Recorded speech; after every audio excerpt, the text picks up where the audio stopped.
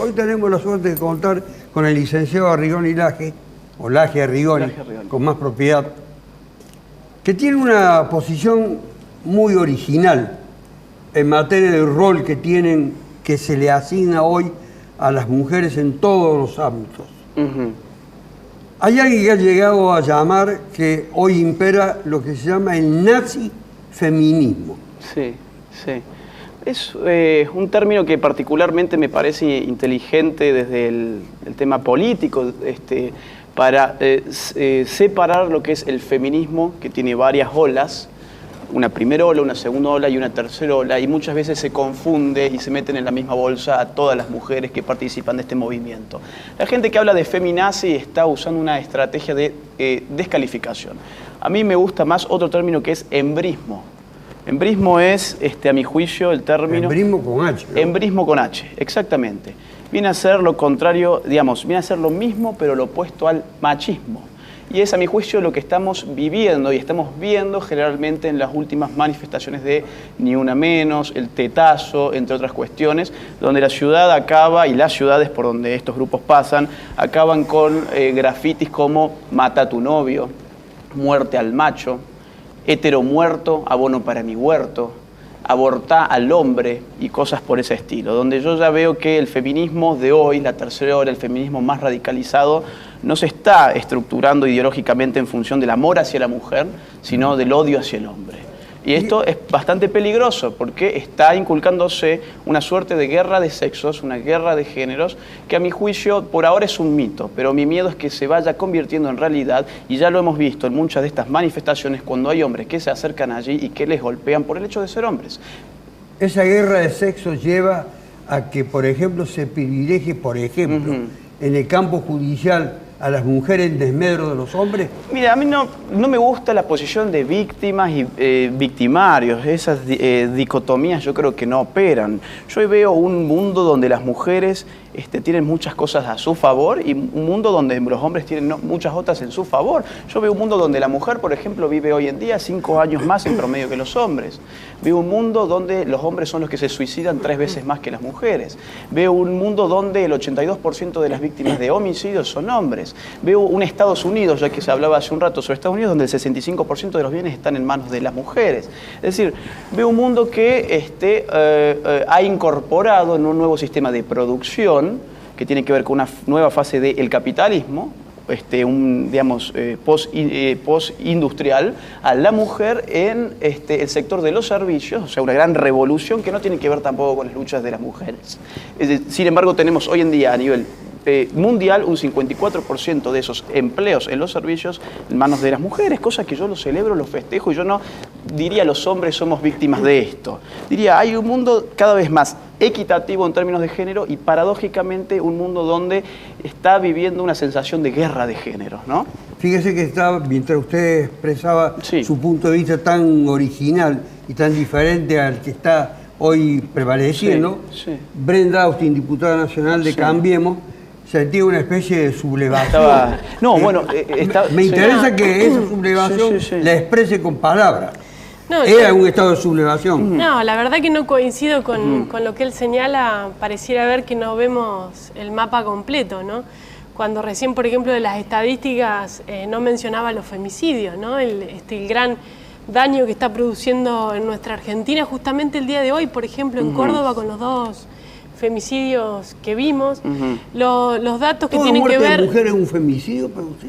Si están, digamos, dadas las condiciones que... ¿Cuáles son las condiciones? Obviamente, digamos, que tiene que ver con eso, pero permitido, porque yo no te interrumpí, te escuché, aunque diciendo radicalmente lo que has dicho, no te he interrumpido. Me parece que hay cuestiones, digamos, que también forman parte del mapa, que tienen que ver con la brecha salarial que hoy atraviesa nuestro país y el mundo. Cuando uno mira, recién decía, la incorporación en el mundo, digamos, del trabajo en el área de los servicios, cuando uno empieza a desagregar, ahí ve que justamente la participación de las mujeres es mayoritaria en la educación, en la salud y en las tareas de cuidado en el hogar, en las tareas domésticas, no así en los espacios de toma de decisiones, no lo es en el Poder Judicial, usted lo sabe muy bien, Carlos. los espacios, tanto en los jueces como en los camaristas, no lo es en el Poder Ejecutivo, en los ministerios, no lo es en las intendencias. Y esto tiene que ver, y tampoco lo es, digo, en los espacios de decisión en el mundo empresarial. Esto tiene que ver con una desigualdad estructural que está sostenida por un conjunto de cuestiones donde obviamente la educación es una herramienta fundamental sobre la que hay que trabajar y los patrones culturales en las que se sostiene el machismo. La discusión ha seguido intensamente en este minuto de pausa. Lagia Arrigoni, ¿hay efectivamente menores salarios para las mujeres? Mire, quien dice que no soy yo, sino son los estudios de Christina Hoff Sommers, una feminista de la primera ola que ha hecho un estudio impresionante donde muestra todas las falencias metodológicas de los estudios que hablan del gap gender. Esto es la brecha salarial, donde te explica en sus libros cómo se hace para medir esto, para mostrar que la mujer gana menos que el hombre. ¿Por qué? Porque, por ejemplo, toman la medicina, que es un caso que acá... ¿No gana menos? No. Cuando se compara igual antigüedad, igual cantidad de horas, igual puesto laboral, no gana menos. Pero justamente ahí está la desigualdad, porque las mujeres tienen mayores dificultades para acceder a las horas extra, mayores dificultades para acceder a los puestos jerárquicos. Pero es que esta estadística, justamente el Ministerio de Trabajo... Metodológicamente hablando, esos informes son falsos. El Ministerio de Trabajo de la Nación tiene las estadísticas, digamos, ordenadas por rubro de actividad, donde se establece, digamos, claramente la desigualdad.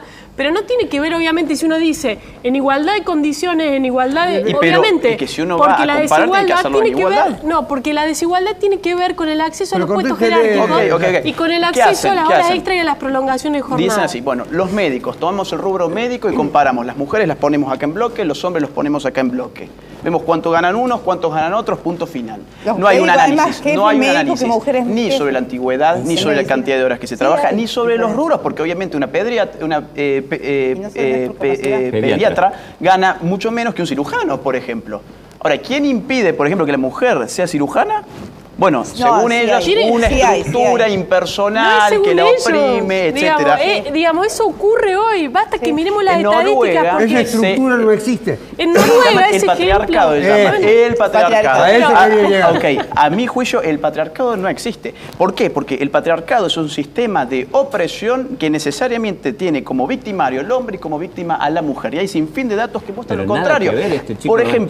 Por ejemplo, recién sacaba un ejemplo de Noruega.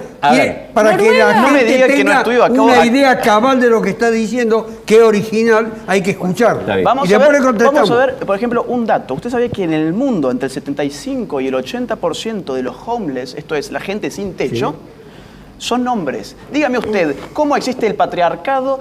¿Qué sistema de opresión manda a los opresores a vivir a las calles sin techo? Acá no hay un problema simplemente de género, es una cuestión mucho más profunda que obviamente si lo enmarcamos en algo impersonal como la estructura, como el sistema, acá como dice, sí, vamos a llegar a las conclusiones a las que queremos llegar. Él toma los homeless, pero si miramos, por ejemplo, los indicadores de la pobreza, vemos cómo golpean con muchísima más fuerza a las mujeres que además son Alessio. Esto, lo que está diciendo, todos los organismos internacionales que tocan el tema de la pobreza, el desarrollo humano y demás, hablan, hay un término nuevo que se ha impuesto por esta lógica del capitalismo financiero, que es la feminización de la pobreza. Es decir, la pobreza afecta principalmente y fundamentalmente a las mujeres. Es raro porque cuanto más capitalismo hay, más igualdad de género hay. Fíjense, en los indicadores en donde usted puede ver la libertad económica, o sea, qué mejor manera de medir el sistema que de esa manera, es donde el género, digamos, hay más igualdad entre los géneros. No es así, digamos, que la pobreza afecta más fuerte hoy en la Argentina a las mujeres y a los niños. Comparen todos los indicadores de igualdad de género con los de libertad de mercado. Él recién mencionaba Noruega. ¿Las mujeres perciben menos? Son humilladas, ofendidas, no sé si degradadas. Sí. Eso no deja de ser una humillación, un menoscabo. La mujer a igual tarea debe ganar igual. Es que además, el sistema de libre mercado lo gana. Pero yo no te interrumpí. Perdón, la cuestión es esta. La mujer es más indefensa, por más que digan que no, que ahora no, que... Siempre hay vulnerabilidad de la mujer. Es más vulnerable. Por naturaleza lo es. No le busquemos la vuelta. Las mujeres están al frente casi de todas las manifestaciones. Porque son más oprimidas. Todo tipo de derechos. La mujer resurge de ahí. Ocurre algo, carece algo un barrio, muere un niño en la cuadra, etcétera, las mujeres van adelante. Son más guerreras. ¿A qué obedece? Tienen más conciencia ¿Hay un social. repliegue de los hombres? Porque la opresión las hace que resurjan. Si ustedes ven, en esta última huelga se para el documenta transporte, mejor que el hombre para luchar. tuvimos delegadas mujeres que eran más firmes y más pegadas a las bases y no tenían filiación política. Iban por sus ideales. Esa estadística que ha dado Laje Arrigoni. A ver un momento. No las comparto, digamos. Pero las conocés para rebatirlas. No tengo acá los nombres. Simplemente te pregunto. No, pero es que hay estadísticas de la Organización Mundial de la Salud, de la ONU, de organismos internacionales y además hay una historia que convalida esto. A ver. Espera, la mujer votó 50 años después que el hombre. Quería que me ibas a novear. Votó 50 años después que el hombre se incorporó al mercado laboral, no podía estudiar medicina. O sea, hay toda una historia de sometimiento de un sexo sobre el otro que tiene que ver, tres, como dice Bobbio, han sido las razones históricamente de desigualdad en el mundo: el sexo, la clase y el color de la piel. Esas son las razones que un mundo tan desigual, y trabajamos los seres humanos para un mundo con más igualdad. Lo del sexo ha sido una razón de desigualdad que todavía existe. Lo que sí yo comparto con Agustín es que hay por parte de algunos sectores, que yo creo que son minoritarios, Agustín, lo que vos decís que hacen, generan esta violencia en contra del hombre. Lo que sí creo que es incorrecto es una mirada en contra del varón, porque hay muchas mujeres con una concepción también machista, ¿no me entiendes? Machista en el sentido de ellas mismas como mujeres, traducir a veces. O sea, lo que sí creo que este debate, que es un debate profundo, social, de una sociedad con más igualdad, hay que darlo entre varones y mujeres. Y sí, muchas veces, yo en la política he discutido con mis amigas, compañeras y demás, de que no podemos encerrarnos entre mujeres a discutir estos temas, que hay que discutirlas en el marco de lo social, porque es importante, pero que hay niveles de desigualdad, Mira, Carlos, hay un elemento que está faltando, a mi juicio, en la discusión, que tiene que ver con las políticas de cuidado y los incentivos para tomar empleadas, mujeres o varones, que tiene que ver, por ejemplo, con el acceso a las licencias. Son dos de los temas que estamos discutiendo, diputados y diputadas del Congreso con el Ministerio de Trabajo, para abordar una ley que intente resolver o brindar algunas herramientas. Como las mujeres tienen mayores licencias por maternidad, por ejemplo, muchas veces eso opera como un desincentivo para que las contraten.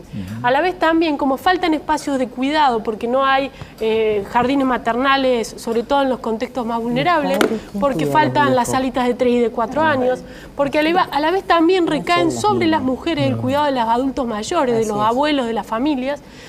Todo esto termina generando mayores dificultades para la inserción en el mundo del trabajo. Y estas son las estadísticas de Argentina hoy. Entonces digo, esto no es discutible, lo que podemos discutir es cuáles son...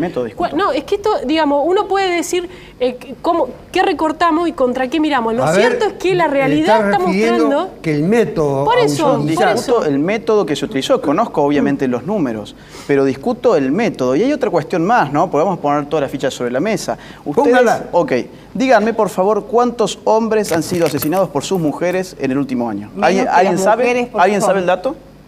Pero es mucho menor, porque es mucho menor y no es tan incidente como la cantidad de mujeres que son asesinadas por el simple hecho de ser mujeres. No lo conoces. Está una cada 18 horas. La violencia de género, señoras y señores, puede ser tanto de un género como el otro. Por eso es violencia de género. Pero no tiene que ver con las estadísticas que estamos viendo en Argentina. No quieran visibilizar una mujer muerta cada 18 horas. La cuestión humana de los crímenes. Bueno, discutamos cada tema, porque si no pareciera que corremos con una cosa con la otra. Pero justamente una mujer muerta cada 18 horas. Yo te invito a vos a que traigas las estadísticas acá, porque si no es correr con la vaina. ¿Saben por qué ninguno de ustedes conoce ese dato? Ahora seguramente si la mujer lo mata es porque hay una historia de violencia previa donde déjelo cerrar el pensamiento. Bueno, aquí está visto que nadie sabe ni le interesa saber cuántos hombres han sido muertos por su mujer. Es cierto que no son los mismos cuerpos físicos. Yo coincido con el señor, es mucho más grave que un hombre le pegue a una mujer, porque el hombre tiene fuerza física mucho mayor que la mujer. Pero por supuesto, eso hay que condenarlo y es un problema social. Yo no vengo acá a negar eso. Lo que yo digo es que acá estamos viendo las cosas así. Está viendo así porque se aplica la justicia de esta manera. Y hay otro tema. ¿Qué pasó con la justicia tuerta? ¿Qué pasó con la señorita que descuartizó a su pareja hace relativamente poco acá en la provincia de Córdoba? La absolvieron. Entonces, ¿qué hubiese pasado si los géneros hubiesen sido al revés? ¿Qué hubiese pasado? Prendían fuego la ciudad. Entonces acá, otra vez, pero no es contrafáctico, es usar un poco la lógica para saber lo que está pasando ahora. ¿Viste? ¿Te acuerdas de esa serie? No es lo mismo matar a alguien porque te está dejando en una relación sentimental a matar a alguien porque te moría descuartizó por celos. ¿A dónde está? No celos, la violencia constante engendra violencia. Por eso las mujeres tienen que defenderse como pasó en este caso. Una mujer incendió y cortándolo, digamos, en 50 partes. ¿Y qué hizo él para que reaccione ella de ese modo? ¿Cuántos años de opresión y de violencia? A ver si termina algo habrán hecho, ¿no? No se puede relativizar la había cortado en 50 algo habrá hecho. Como el tipo de Jujuy, perdón. Un señor en Jujuy incendiado con gasolina por su mujer. ¿Quién hizo una marcha por él? ¿En qué estadística está? En ninguna. Usted ni lo conoce. No, porque no soy el Estado. Él dice que no es el Estado. Me hace acordar a la serie. No puede impedir eso porque no es el Estado. No, pero digo que haga una marcha. Si está tan preocupado que no hay marcha por los hombres muertos, que haga una marcha. Me hizo acordar a esa serie Mujeres Asesinas. Entonces me parece que los datos de él, no sé si te acordás o se acuerdan, una serie, Mujeres Asesinas. Me parece que los datos de él los toma de la serie, donde claro, toda la serie era Mujeres Asesinas. Fue a un tribunal de justicia. Él negó, y eso no se puede dejar pasar, el patriarcalismo. Desde que Adán y Eva, desde allá, la ideología patriarcal, el machismo, el autoritarismo, el dominio del hombre sobre la mujer se viene extendiendo y profundizando. Es milenario. Tiene una base económica. Pero una base económica. Claro, pero es milenario. Dice por Dios que eso no es. No hay. ¿Cómo que se profundizó? Todas las grandes religiones del mundo, incluso la nuestra, el comunismo, por ejemplo, que es una religión política. Impuso en sus dogmas el patriarcalismo. Impuso en sus dogmas, en su manera de pensar la vida, en su manera de pensar la relación varón-mujer. Todavía hoy en la iglesia, donde hay un papa tan abierto, todavía hoy la mujer no puede acceder a los puestos de conducción. Todavía hoy. No negues el patriarcalismo. Que estemos discutiendo esto justo el día de hoy, donde hay 2 mujeres en Córdoba que han sido asesinadas en contexto, digamos, además de una violencia. No es sentimentalismo. No supiste responder cuántos hombres fueron asesinados. Pero porque vos no la más mínima idea, porque para vos para vos. ¿Y cuántos hombres fueron? A ver, para vos, ¿cuántos fueron? Dame tu estadística. Más de 100. Más de 100 y solamente recabados por medios de comunicación. Más de 100, búscalo, hacelo. Estamos hablando de una mujer asesinada 18 horas en nuestro país. Si me permiten, Goño, usted sobre todo la marcha, ni una menos. Lo que ha demostrado la estadística es que cuantas más marchas ha habido, más muertes se han producido. Curiosamente, esto es estadística. Yo no lo sé, no me animaría a afirmarlo. No se ha frenado. Creo que tiene que ver también con, muchas veces, con los niveles de visibilización, ¿no? Donde las mujeres además se animan a denunciarlos. Y eso, digamos, si miramos para atrás y empezamos a recoger los reportes de policiales de los diarios, vamos a encontrar un montón de estadísticas de femicidios que eran presentados como muertes en contexto de emoción violenta, ¿no? Entonces, es difícil, digamos, comparar cuando la verdad que recién en los últimos años Argentina ha ido logrando un avance de parte de la justicia en la tipificación de los delitos. Yo no me animaría a afirmarlo, ni por sí ni por no, digamos. Creo que tenemos que analizar. Llega a decir lo que ha generado una especie de reacción negativa en una publicación típicamente femenina, Las 12, que es el suplemento de mujeres del diario Página 12, que sale los días viernes. Hace 2 números atrás hubo una crítica a un pensamiento expuesto por Zaffaroni en la contratapa de un artículo precisamente de Página 12 en el que hablaba del cuadro emocional que desembocaría en las muertes, como una cosa generalizada. Yo creo que además hay que tratar de trabajar en las condiciones estructurales, lo decía hace un ratito, ¿no? En la escuela, es decir, en cuáles son los estereotipos que se construyen de esta sociedad. Digo, basta que miremos las publicidades.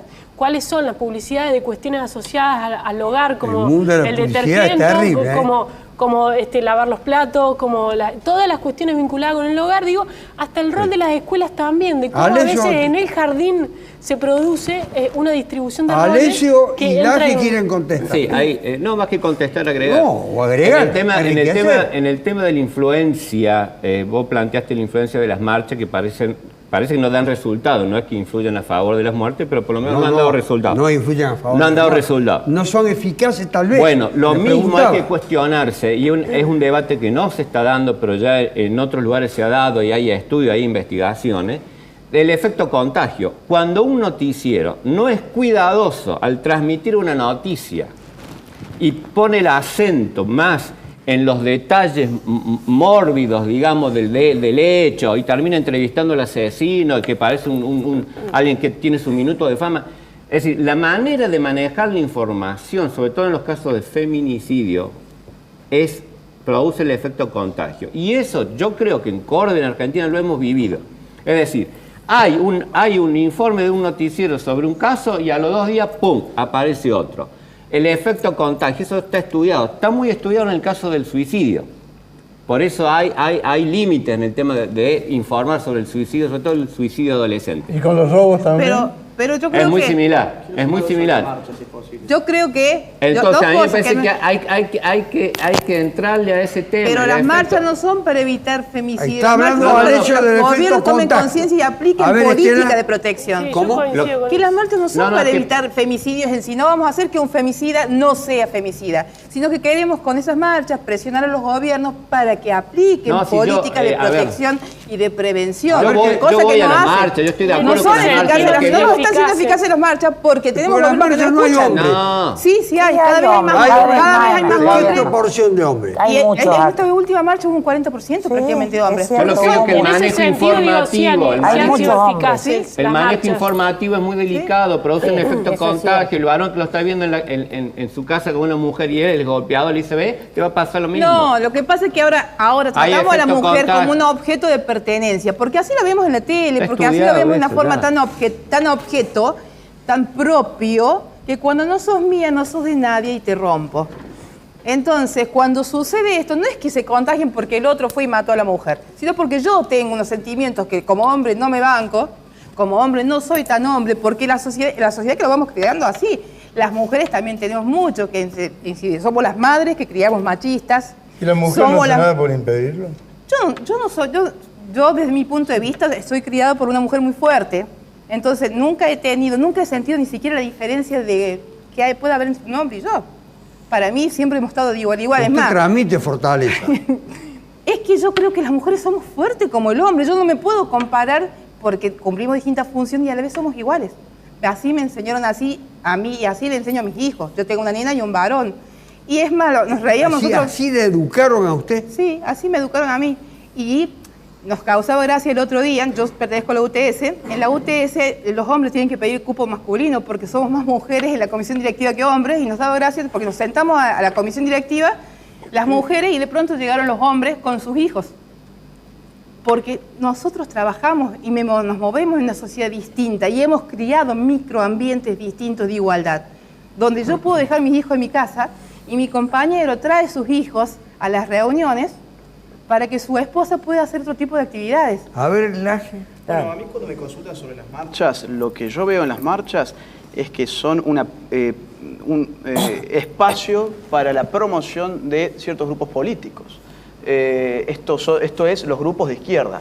Yo he visto en la marcha que se venden las remeritas del Che Guevara, de Chávez, de Cristina Kirchner, y digo, ¿qué hace todo esto acá? Bueno, muy simple, están respondiendo a una estrategia que se empezó a diagramar desde hace 50 años, fundamentalmente por Herbert Marcuse, quien empezó a ver que la clase obrera ya no le respondía más a la izquierda, que había sido absorbida por el capitalismo. Entonces dijo, ¿dónde vamos a llevar los conflictos que nos oxigenan como izquierda? En otros ámbitos culturales. Por ejemplo, el género. Y ahora vino un tipo como Laclau y escribió también en el año 85 con su mujer: tenemos que apropiarnos del feminismo, entre otras cuestiones más. Entonces, cuando yo veo todo esto, lo que estoy viendo es el pasaje de la lucha de clases, que no opera más porque los obreros están más preocupados hoy por hacer un cambio de su auto que un cambio del mundo, y están llevando esto a la lucha de géneros. Entonces, por eso es que vemos a la izquierda con sus banderas y con todo, y yo coincido con Laura. Son muy pocas las que realmente se radicalizan así, pero lamentablemente mucha gente que va y participa de esas marchas no se da cuenta que hay otras cuestiones, intereses de fondo. Me quedan 2 minutos, una referencia sobre lo último